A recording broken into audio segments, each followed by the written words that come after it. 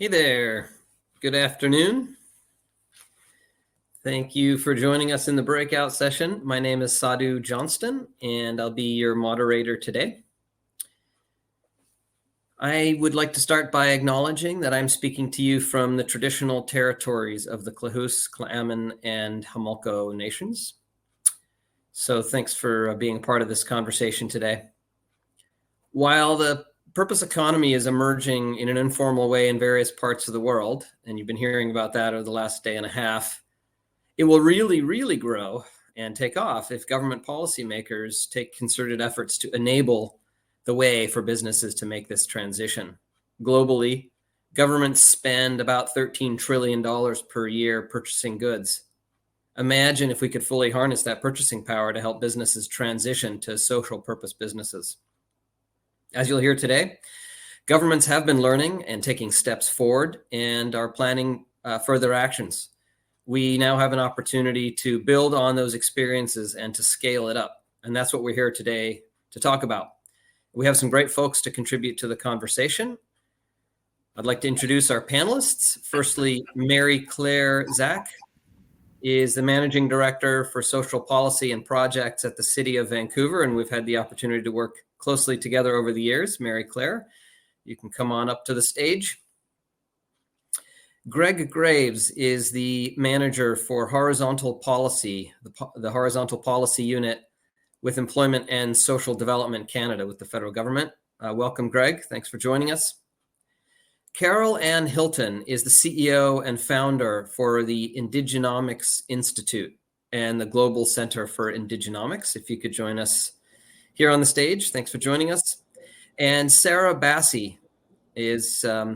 We had originally planned to have Bobby Plekas on, the Deputy Minister for Ministry of Jobs, Economic Recovery and Innovation with the BC government. And due to the various issues that they're all facing, she's asked that Sarah Bassey join us, Selena Bassey join us today. And Selena is the ministry's lead on developing out an ESG approach for the province. And she's working closely with the Ministry of Finance and Environment and she's responsible for international trade and investment. So really, thanks so much for joining us with all the crazy stuff that's going on in your world today.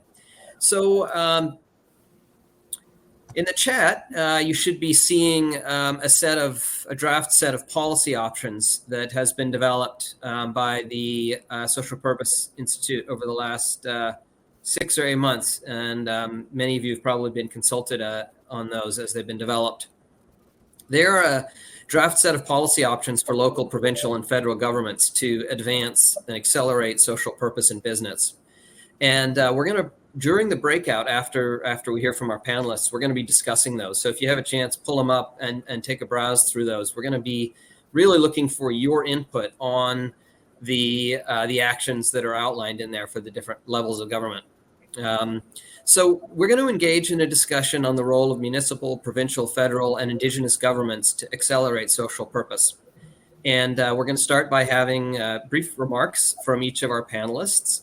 We're going to ask them to answer a question in about 4 minutes, and we'll go through each of them, and then we're going to have a chance to hear questions from you in the audience. And you can type those questions in as we go in the chat box. And then I'll ask the appropriate panelist to jump in. And so we're going to start at the local level with Mary Claire Zach. And Mary Claire, welcome. And don't forget, when it's your turn to speak, to turn your mic on. Mary Claire, why, from your perspective, is it important for local government to support social purpose business? And what has the City of Vancouver been doing in this area? Thanks, Sadhu. And I just want to acknowledge that I'm speaking to you and from the Musqueam, Squamish, and so to the unceded territories, and really great to be here and to be with all of you today.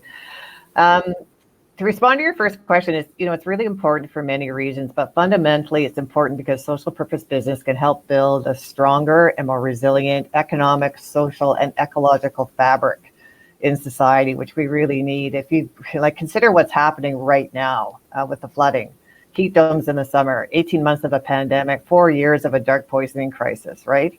So I really believe that social purpose business while it's not, the answer to everything, can really help support resiliency on all fronts. So I'll touch on some additional reasons as to why local government should care about this, and use some recent examples and experiences to underscore that question of, why should we care?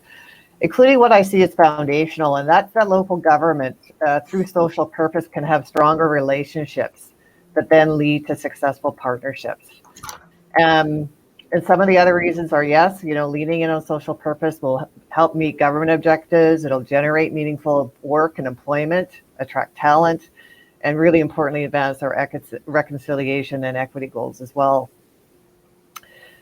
But I think the pandemic taught us a very important lesson, because what that did is, with any emergency, it revealed what we were doing may be right, and maybe where there were gaps in systems. And I just want to give this example, because what we saw through COVID as a city in Vancouver was that the business sector was really wanting to step up and help where they could with equity-seeking groups, whether it was food provision, clothing, that kind of thing. What did people need? But on the city side, I have to say we weren't as well equipped or organized for this as we could have been. So I really want to focus in on those lessons learned. What this underscored for me is that while cities are pretty tapped into networks like social nonprofits, social enterprise, and local business, and we certainly are in Vancouver, and I think we've created quite an enabling environment given the number of social nonprofits and social enterprises we have. What we can need and do more as municipalities is to ensure these connections between these groups and help support the platforms so that they can build these relationships. So when really low-income people in the downtown east side had nowhere to go for food because they rely on low-cost meals provided by nonprofits, these nonprofits had to close their doors, etc. People were afraid to go out. And while we have relationships with many NGOs, there wasn't a single entity or group or a portal that we could go to, or that business could go to help the most marginalized in the wake of the pandemic. And the business sector was also approaching us individually because there was just not a platform there. And what I have to say is the NPO sector really stepped up, and with credit to the Community Coordination Network in the downtown east side, it convened over 40 nonprofits and social enterprises and business to come together, and that group is still working together on a regular basis. And it became this platform where we were able to, as a city, funnel money for thousands of meals to get distributed. What also happened is that some unusual partnerships were created. Private business like Wildebeest, trade unions, and existing social purposes like Have and Potluck got together through this kind of a network and fed thousands and thousands of people as well. So one can see how this entity or platform has now been normalized, and it would have, and I think the more that we can as government help create and enable these kinds of platforms, that would be fabulous for all of us. So that's I guess to answer part of your first question, that's that. And in terms of what the city's been doing in this area, three main areas really. I mentioned, creating that enabling environment. We do our best to provide, support or grants to emerging social enterprises, that kind of thing.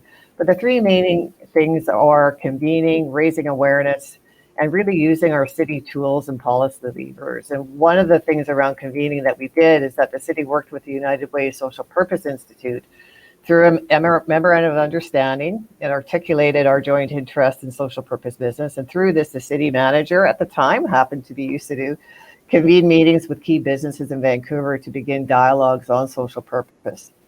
And, this brought some tangible results. We co-sponsored social purpose workshops for Vancouver businesses. A few of them joined the Social Purpose Institute. And what you did to do as city managers, encourage a number of other city managers just promote social purpose business as well. And around raising awareness. We're about time to wrap up. If you have any just closing comments, Mary Claire. Yeah, just two things. Around raising awareness, the mayor and council were the first municipality in the world to declare Social Purpose Business Week, which is fabulous. Vancouver Economic Commission also just published a paper. And around our tools, I would suggest that, you know, the best success we've had in policy levers has been through community benefit agreements and ethical procurement framework, so that our, you know, just to invest and you know, leverage and unlock those investments through our purchasing power. So I'll leave it at that. Thank you. Great. Thank you so much. Thanks for your leadership. So going from local municipal to federal here, and Greg, you've been a real leader in this space across the country, and you know, we're really appreciative of you and all that you've done. And I guess I'm, you know, someone that's within government trying to make change and drive this agenda. Like, why do you think it's important for the federal government to support social purpose business? And what's the federal government been doing in the area? Well, thanks, Sadu. I'd like to say that it's a real honor to participate with this panel today in this really valuable work that we're doing. But the first thing I'd say, I'm participating in the panel from Employment Social Development Canada because our branch, which is the Income Security Social Development branch, has a mandate to develop social policy and design programs to ensure children, families, seniors, people with disability, people experiencing homelessness, communities, and others who are facing social challenges have the support, knowledge, information they need to maintain their well-being and facilitate their participation in Canadian society. So our branch is all about working with vulnerable populations. So we're very interested in the role of the private sector in addressing this priority. And we know the private sector is doing amazing work in the community. I just take Shando's Construction as one example of with Tim Caldwell leading social enterprises to train vulnerable populations in the skills trades and then recruiting them into the business. So that's something that's very inspirational to me. But here are some of the benefits to the federal government on social purpose business. So its social purpose businesses are more financially viable in the long term. Supporting them can help build more stronger, more innovative, and more resilient economies. And second, social purpose businesses help the federal government achieve its social and environmental objectives. And that's what I referred to earlier. And the last point is it can build global reputation. So you asked about what we're doing in this area. And so in consultation about the government's role to advance social purpose, we spoke to over 30 senior executives in the private sector in Canada. And what we were really enheartened by is they unanimously agreed that the federal government should play a direct role to advance social purpose in business. So far, we've worked to advance three areas. In Canada, corporate directors already have a fiduciary duty to serve the interests of the corporation, not shareholder. Shareholder primacy is not required in Canada. Additionally, the federal government recently amended the Canadian Business Corporation Act to enable directors to consider stakeholders and environment in their decision making. So there's already an open mandate for companies to have a social purpose as a reason they exist. And then my department funds and conducts a wide range of in-depth research on social purpose to establish an evidence base. My unit has about a 3-year research and engagement strategy. So we sponsored or conduct over 12 separate research projects on social purpose. And for example, we completed an international scan on social purpose with 7 regions across the world and over 20 countries. We're currently conducting a study on leading social purpose companies nationally and internationally. We've also written case studies on leading social purpose companies. We've conducted research with the private and post-secondary sector. Last year, we contracted research with global thought leaders on the future of business and society, and also how industry and professional associations can help their members advance the sustainable development goals. We also contracted with KPMG in Vancouver to do a study on social megatrends impacting on business till 2030. So, and this year we're doing research on public policy roles governments can play to accelerate social purpose business. So we're doing a lot of work and we're building an evidence base, and we eventually would like to develop a policy mandate on social purpose business. But I talked about engagement, and we have 3 years ago, we formed we've now rebranded it, but it's now called the Social Purpose Interdepartmental Working Group.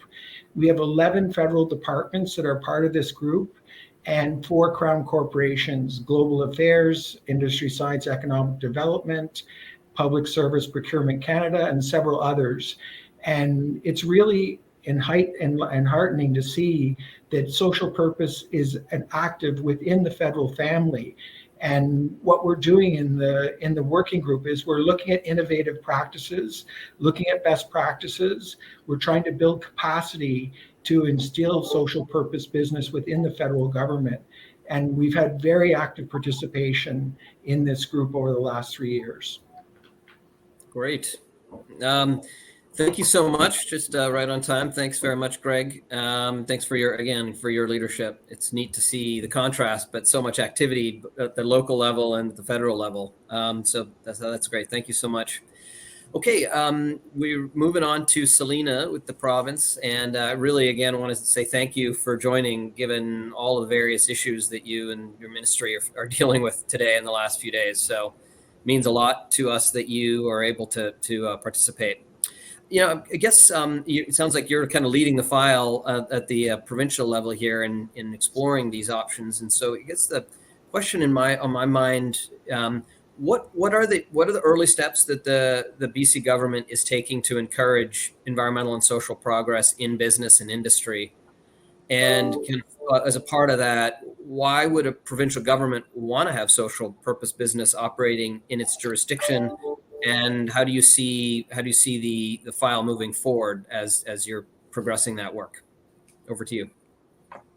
Thanks, Sadhu. And hello, everyone. And for those of you that know Bobby Plekis, who is my deputy minister and was supposed to be on this panel, this is an excellent question for Bobby. So I will try my best to fill her shoes. I think, when you look at British Columbia as a province, we really feel strongly about the ethos that we bring from whether it's a social purpose moniker, an environmental climate focus moniker, and we're looking at rolling all of that up and really describing that as what you can call our ESG advantage here in British Columbia. Now, we recognize that that is not perfect and it's not complete. And so some of the work that we're doing right now as a province, and my role is really in coordinating across our provincial agencies, including the Ministry of Environment and Climate Change, including the Ministry of Indigenous Reconciliation, and the Ministry of Finance, because there is definitely a capital markets piece to all of this.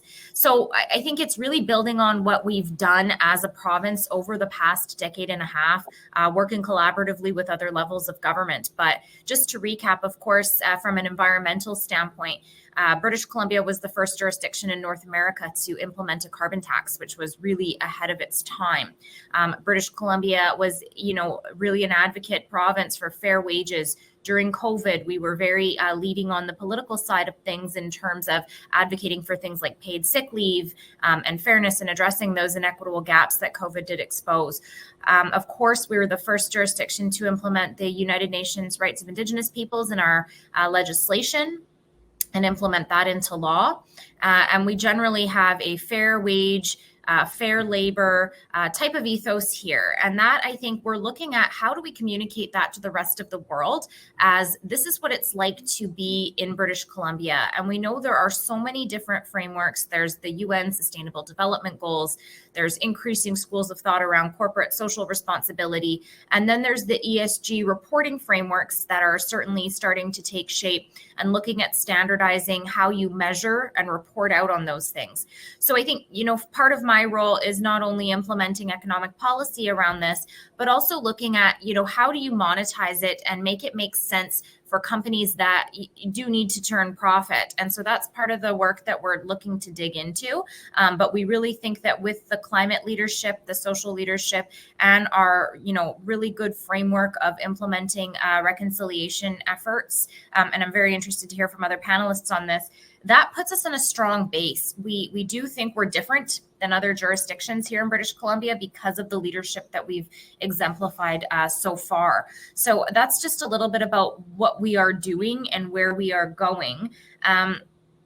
In terms of why we would want that in our province, and that really links with sort of our whole approach and vision around being a truly sustainable inclusive, diverse economy. And so some of you that are in this forum may have been engaged in some form or fashion by my minister, Minister Bobby Callon, as he undertook a series of consultations this past summer in the strides towards a refreshed economic plan for the province.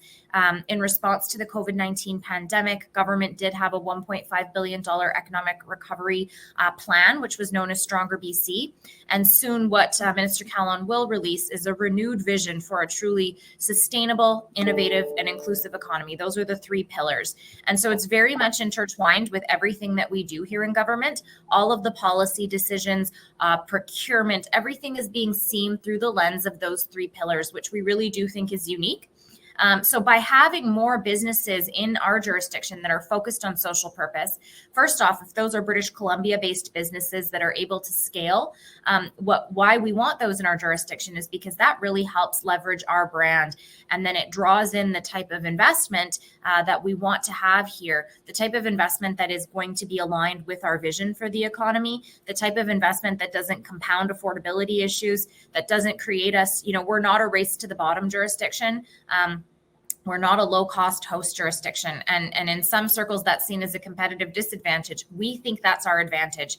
We want the right kinds of investment here. And so the more and more we can build up the businesses that are born and bred BC businesses that are focused on social purpose, that helps what we're trying to achieve as an overall macroeconomic plan. Great. Thank you. Thanks for, I think you did very well jumping in on short notice there. So thanks for that and for the leadership. Okay, we're gonna move on to Carol Ann Hilton, and Carol Ann, the other three speakers have represented a government, a particular government. It sounds like you're working across sectors and really focusing on the Indigenous economy. And so I guess I'm curious, like, how do you see this discussion applying to Indigenous governments, and what role do you think they play, and also how do you see businesses that are Indigenous owned playing in this space? Yeah, for sure. Thank you so much for the invitation to speak. I'm signing in from the Lekwungen territory in Victoria today. Happy to spend time with you and participate in this conversation. I think in response to that initial question is also to create the space around insight of what is the meeting point we are participating within the Indigenous relationship. If we look at and build on a truth of historical Indigenous economic exclusion as the foundation of the development of this country, I also insert that concept is that's a place to be able to build from. That's a place where our Indigenous governments are responding to. Secondly, I think to be able to frame the point that Indigenous economies is the original social economy of this country. Our economies were relational in nature, social in nature, circular in nature, and to realize the fundamental intelligence of Indigenous economy, that's the meeting point that I refer to. Where are we in this point of leadership, this intersection of where we're meeting the Indigenous relationship? I'm not sure that it's where our Indigenous governance in participating in the social purpose economy. A reflection on that is understanding that essentially Indigenous peoples were systematically disinvited to taking a seat at the economic table of the regions and the country. When we understand the absence of the institutions, the tools, the resources, and the investments into Indigenous business and how that's being expressed, to understand that the social nature of the structure of Indigenous businesses have always been social in nature.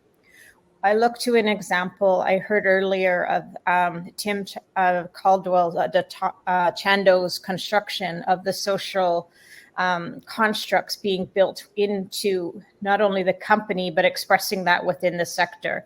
And that's an important perspective. Another example that I would draw on would be Pluto testing, which is supporting Indigenous software testing and creating workforce development that aligns entrepreneurs, capacity building, workforce development, and participation within the technology sector in new ways. I think that really speaks to the essence of what new ways are being created. I look to examples like over the past 5 years of the BC government creating a organization to represent the expression of revenue sharing, particularly between gaming and First Nations. And the realization that for some of the very small nations, that was the only leverageable money that they've ever had. When you look at the structures of the lack of land ownership or title to that, ability to access local opportunities to participate in a regional economy, even though those were small numbers, to understand that that was essentially an initial foundation of opening anything leverageable as a tool in terms of ownership or participation in economies. So it's starting at different points. And really, we need to understand that, address that, and acknowledge that within this conversation. I think the other component I would refer to is, I heard this statistic that 87% of the entirety, so over 1.5 million Indigenous people in the country, over 87% live in urban areas. So what that needs to be brought to our attention is, from the federal government's perspective, accountability and responsibility ends on the reserve. So looking at that concept of expression of accountability and responsibility to 87% of the Indigenous population, it becomes very important to see that the huge uptake of Indigenous businesses are Indigenous peoples and economic development corporations, singular entrepreneurs in particular, are seeing business as a tool to exist outside of the experience of the socioeconomic gap. What we also need to understand is that the federal government just deployed $18 billion of investment into this concept of the Indigenous socioeconomic gap. The language of that in itself suggests, in all of its meaning, is essentially the experience that the lens of perception of seeing Indigenous peoples as falling behind. We're not keeping up within health. We're not keeping up within education. We have the highest number of social ills. All of those aspects fundamentally represent a deficit perspective and approach to the Indigenous relationship.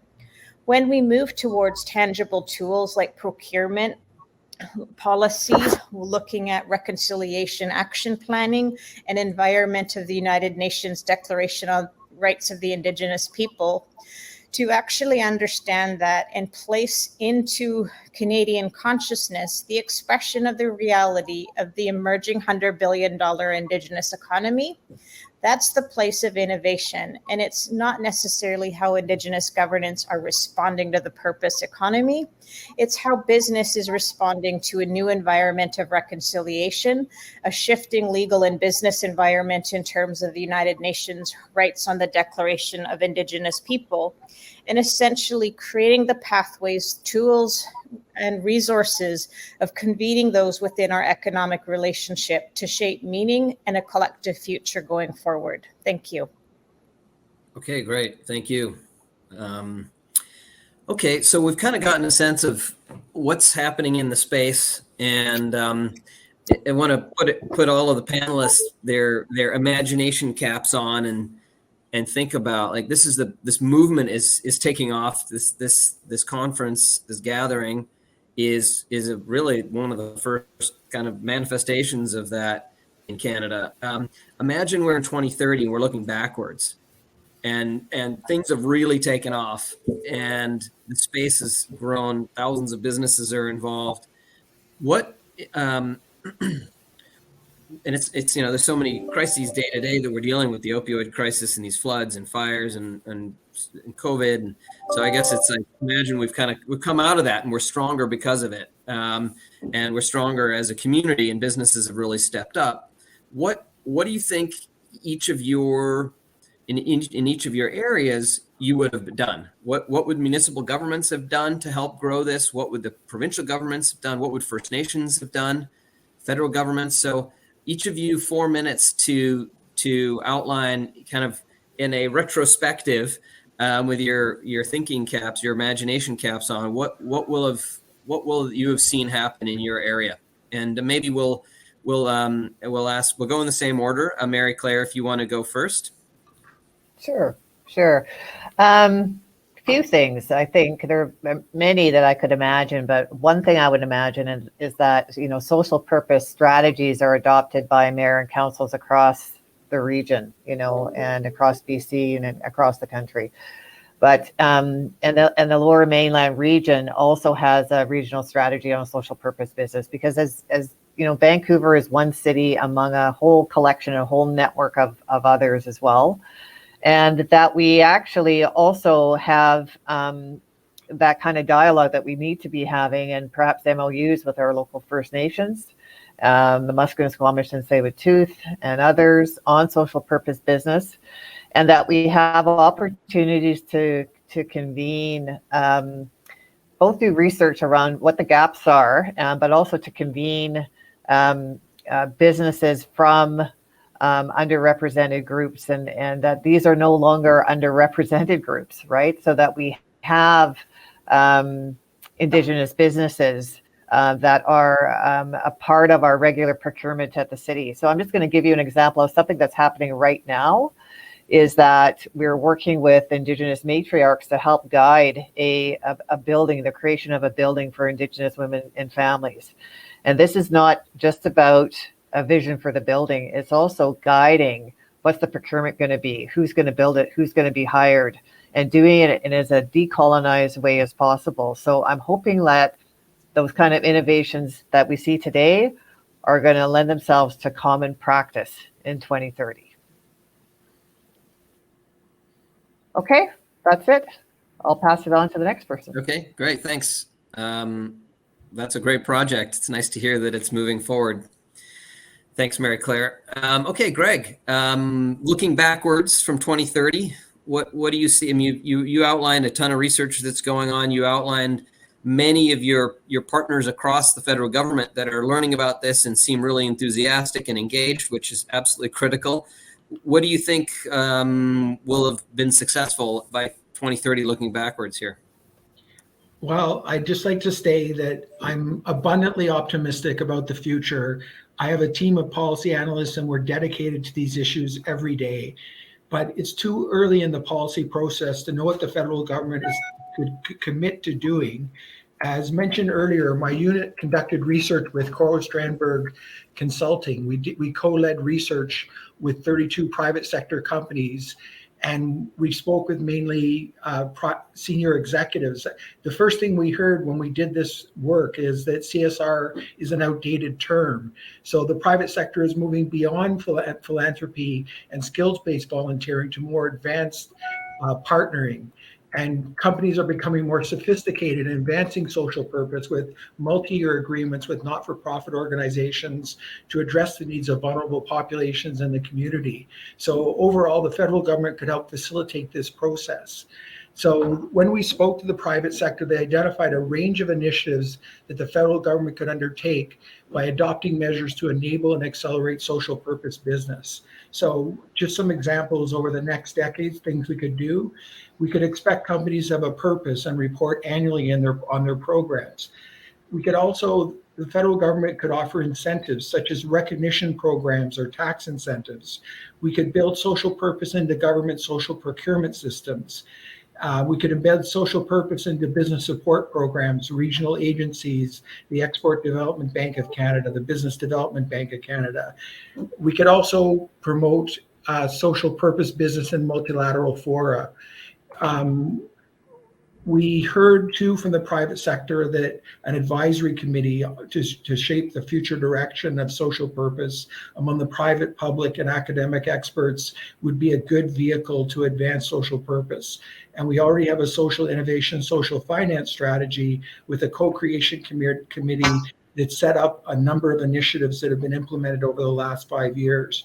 Also, the private sector was looking for us to engage in multi-sectoral collaboration between the private, nonprofit, and government sectors to help business deliver their social purpose in collaboration with others. And we could encourage the private sector to work collaboratively with the not-for-profit sector. And one thing we continually heard was the importance of impact measurement, actually demonstrating financial investments are producing social good. And that's something that we're working with universities on now to facilitate. And I guess what I would say overall is that clearly the private sector is in the lead on this work. The government can show leadership alongside, but it's clearly the private sector that's doing the work with the not-for-profit sector and with academia. But one thing that the private sector described as a role for the federal government is as a neutral arbiter, and I think that is a good role for us.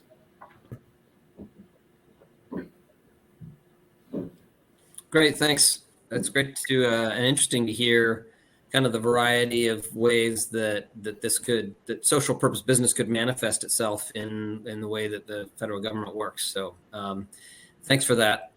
Okay, Selena, want to go next? Kind of looking backward, how might we have been successful? What would the provincial government have been doing to make that happen? Yeah, happy to. And I think, I would probably echo elements of what the federal government would do and draw some of that into the province. And so I think there's a lot of similarities on that front. So maybe what I'll do is just speak a little bit more concisely about some of the sectors that we see as really being able to drive social purpose business here in British Columbia. So first off, just generally speaking, I think that we would be successful, Sadhu, if we are able to really make it clear that the environment, reconciliation in this province, and social policies are economic policies. We're really focused on looking at a narrative where a strong ESG advantage is a strong economic advantage. And again, just coming back to my comments from the last question, I think we'll have made significant progress if governments working collectively with Indigenous communities and with businesses can show that these aren't things that you have to do because they show up and you need to report on them in your quarterlies. These are things that actually drive and spur further innovation, further social good throughout the province. So I'll talk about a couple of sectors specifically. One of the sectors is quite timely, I guess, with what's going on in the province today. And I don't know if we've got colleagues dialing in from across the country, but of course, we're in a provincial state of emergency here in BC as of yesterday. And there are, food scarcities and food shortages and shocks to supply chains. And one of the sectors that I'm really focused on is the agri-tech sector. And that's a great social purpose driver because businesses in that sector, they're producing jobs that could be, supplied by those that are typically in temporary foreign work categories, typically in precarious or vulnerable work and low wage, low skill. So we're really focused on creating these sectors that can pull in people from underrepresented populations, pull in newcomers, create a real strong economy in these emerging areas. And those are higher skilled, higher wage jobs. So I think that if we are successful in building up some of those sectors, we'll be successful overall, creating a platform and a runway for more social purpose businesses to support some of those missions like food security, like climate. So I see government's role on the provincial side really in helping to de-risk and create a platform. And so, some of the tools have been discussed already, things like the power of government procurement, things like demonstration, things like mainstreaming the art of the possible. And I know City of Vancouver has been a great partner, especially in conversations around things like the mass timber economy. So looking at how do you use an economic driver to create jobs for people that may not be the typical workforce? How do you use that to kind of drive the other policy pieces that governments are trying to address? And I just got back from the Cascadia conference, which was in person with our colleagues from across the border in Washington and Oregon.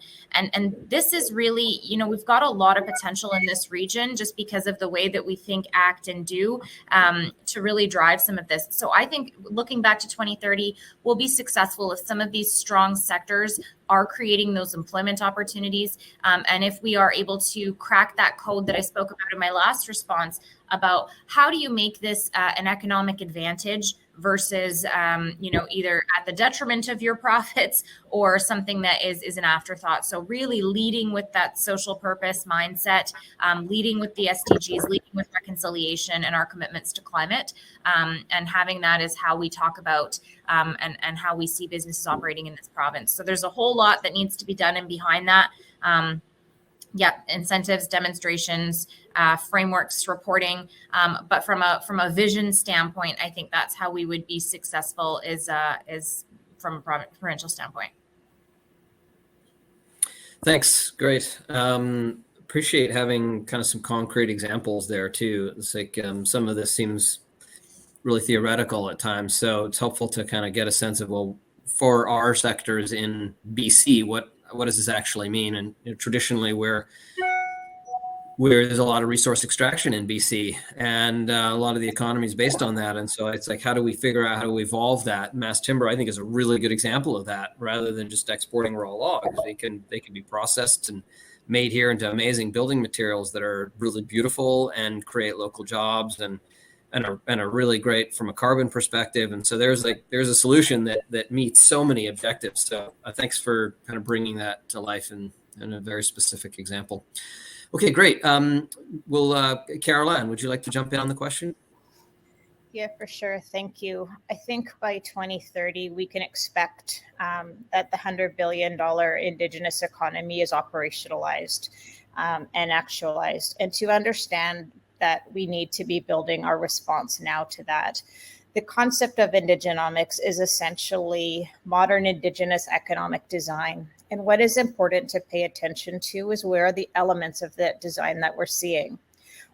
The first part of that starts with data, understanding actually Indigenous economic strength, fundamentals of how many Indigenous entrepreneurs are there, what is the current capital deployment, what is the current estimated requirement of the uptake of capitalization of the Indigenous economy. All of those aspects, the fundamental elements of building a structured plan for Indigenous inclusion and activation are essential. Without that, we're essentially flying blind. So to understand that, being able to look at the implementation of UNDRIP and the economic space of that expresses itself as social meaning and social well-being within our communities. Lastly, in that regard, I think that in my work in describing an Indigenomics economic mix, the policy levers specifically around capital, around trade, entrepreneurship, clean energy, if those levers are fundamentally flawed to actually meet the uptake of Indigenous business, it's a problem. And who's looking at that? To be able to understand the actualization of the $100 billion Indigenous economy comes back to what are the questions we're asking today. The success of that and the foundation of that builds those pathways by the quality of questions that we ask. To understand the implementation of a 5% national Indigenous procurement target, that can essentially be deployed as $1 billion of Indigenous economic activity. It's time to hear the success of that, the social impact of that, to actually understand how money moves and how it's multiplied, and to understand that effect. Those are the better questions that we need to be asking rather than measuring the socioeconomic gap. Being able to understand and measure the context of the $100 billion Indigenous economy, that is constructive, generative Indigenous economic design. Thank you.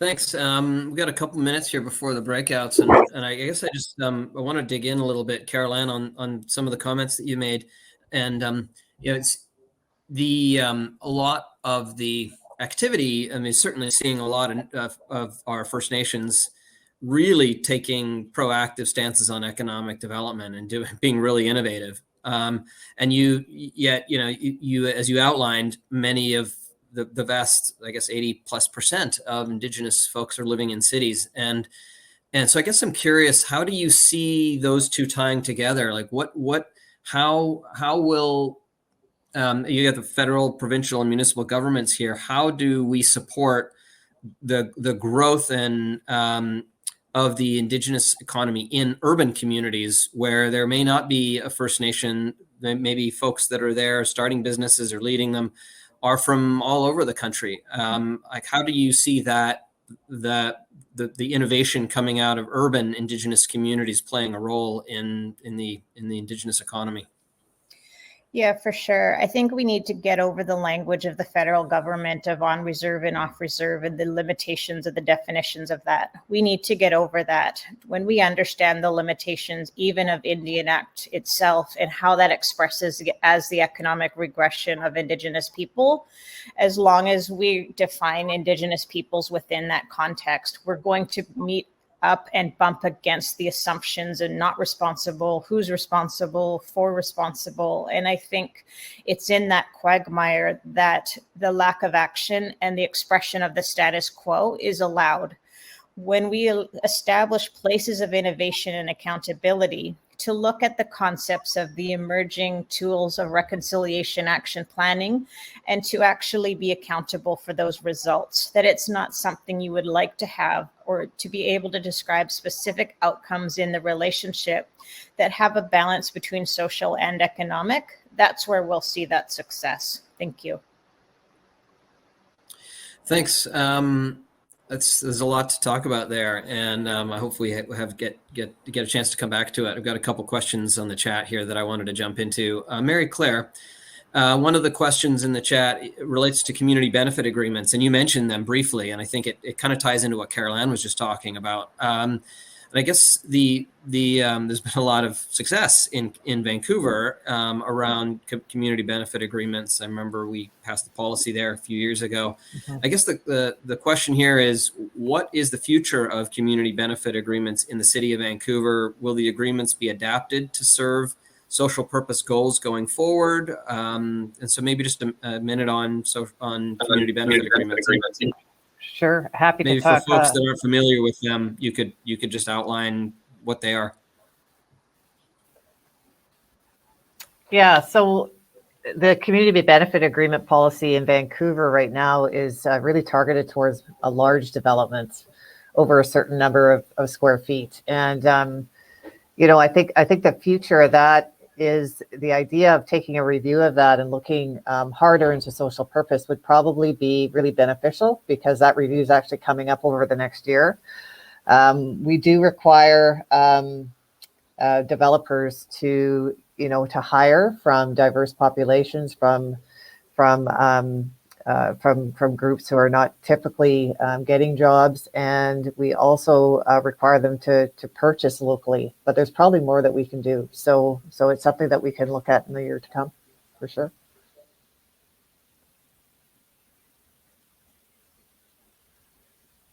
Great, thanks. And from your perspective, Mary Claire, has it been pretty successful? Are you finding? I know a couple of the examples that I was involved with a few years ago is just a big development can really drive a lot of local and procurement from social enterprise and whatnot. And I guess I'm curious, would you say that a community benefit agreement approach like that has been successful in Vancouver? And would you encourage other cities to take on and adopt similar policies? 100%. In fact, I'd like to see it for scaled for larger and even smaller developments. But if you think about the Park Casino, this is not just for gaming. It was also a couple hotels and 6 restaurants. Well, it's all open again, right?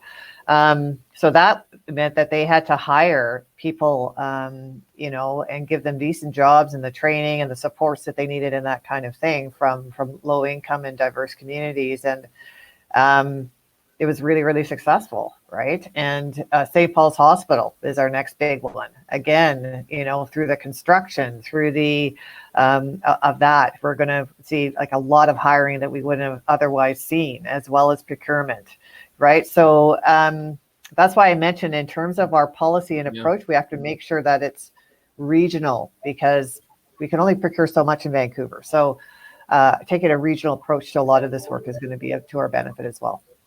And so, and a similar kind of aligned question is from one of the participants: is a community benefit agreement inherently purpose-led? Mary Claire, maybe you want to tackle that, or Yeah, it is, but you have to put your specifications there, right? It's really important that we applied a percentage, right? Like a limit of 10% of local hiring and hiring from, communities and identifying who these people are and that kind of thing, because you have to make sure that the people who are getting those jobs, that your objectives are aligned, right? Similar with procurement, define what do you mean by local business, right? So yeah. those are the things that you really have to map out and be clear on, for sure. Yeah, thanks. So another question, maybe you'll throw it out to all the panelists. What do you see Canada's charities, nonprofits, and social entrepreneurs? What role do they play in accelerating social purpose in business? I know in Vancouver, we were hiring social enterprises to help clean up the streets and do other things. I guess we will go across each of the panelists, the role that you see that they would play. And why don't we start, Greg? Do you want to go first on that? Our minister made the introductory remarks yesterday to the summit, and Minister Gould talks about the social innovation, social finance strategy that's been implemented over the last 5 years. And social enterprises is very much part of that approach. And we're trying to support and fund social enterprise and social innovation in the community. So that's a major area of our work. Yeah, a lot of innovation in that space too. Yeah, okay, thanks. So what, Selena, do you want to jump in on that one? Absolutely. I think that that's really part of what we see as part of our innovation economy. And I remember a couple of years ago when we did raise the minimum wage, and I was working at the Ministry of Labor at the time, we had an opportunity to look around and see how many local community-based businesses in British Columbia were already driving a social purpose agenda. You think, oh, it's going to be difficult to find someone that has this agenda already, but we already have such a cluster of companies that are driven by social purpose in BC. I think in terms of the entrepreneurship and the innovators in this space, the more of a platform we can give them, and my role in the provincial government, the more we can demonstrate to the world the kinds of problem solving that we're doing here in British Columbia and the capacity and dedication of our businesses and citizens to achieve that. The benefit here and the role, I think, of those companies and those entrepreneurs not only is to do the good work of solving those problems and turning this into an economic advantage, but also, again, drawing in the best and brightest from around the world. And I come back to some of those sectors that I spoke about in my last response. Again, looking at the agriculture and food security, we've done some work with the University of Guelph, but they do feel that there are these unique advantages that are inherently provincial to BC.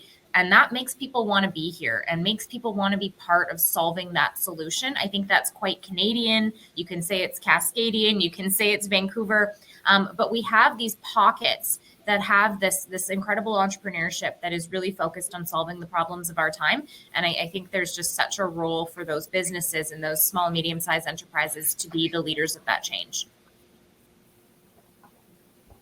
Great, thanks. Caroline, on that question? Yeah, for sure. I think the role of the philanthropic sector in particular is to recognize this emerging space of Indigenous-led. What does that mean to move over, to really see that the overrepresentation of worldview and to make the space for Indigenous worldview in responses to what would be seen as problems, but essentially to create their own internal space for responding to Indigenous-led that historically hasn't occurred within this space, and to realize that the emergence of tools, resources, the investment, and the leadership, the outcomes need to be focused within the context of a reconciliation and economic inclusion, and to be able to visualize results that are specific from an Indigenous worldview as well. Thank you. Nice, thanks. Yeah, great. Well, we've got one last round for each of the panelists, and a great question came in that I think would be a nice way to close the discussion here. And it came in. Question was: we talk about creating an enabling environment for social purpose business to thrive. What is stopping us from doing this right now? What are the barriers? What are the barriers that need to be overcome, especially given that the business case seems so strong? So maybe we'll close with just each of you a minute on your closing comments, but maybe hit on what do you think the barriers are that's holding us back? And we'll go in the same order that we started with you, Mary Claire. I would say, coming from municipal perspective, that the thing that is holding us back is probably having a dedicated resource or resources that really help push and focus the organization on social purpose, right? What we find is when we have a strategy, when we have a plan, everyone rallies around it. And that's something that we're missing right now. So that's what I would say. So dedicated staff. Yeah. Okay. Thanks. Yep. And a strategy. Yes. Okay. So specific strategy and the staff to help implement it. Yeah. Okay. Oh, great. Greg? What we heard from the private sector is that there are barriers between the private and the not-for-profit sector. The not-for-profit sector isn't always adept at dealing with business operational issues, and the private sector relies on the not-for-profit sector for the nuances of how you provide services in the community. So it's just building that, strengthening that relationship. It'll be a natural byproduct of social purpose evolving in society. Okay, thanks. Selena? Well, I assume this is iterative, so building on what needs to be done in that's already been mentioned. I think, again, it comes back to working with sort of investment and the private sector to figure out how do you kind of create the value proposition, because I think there's so much enthusiasm and so much excitement and a lot of talk about it, but we have to build out what the value proposition is and make it tangible for parts of the economy to participate and drive this agenda with us while they can continue to butter their bread. Thanks. And Caroline?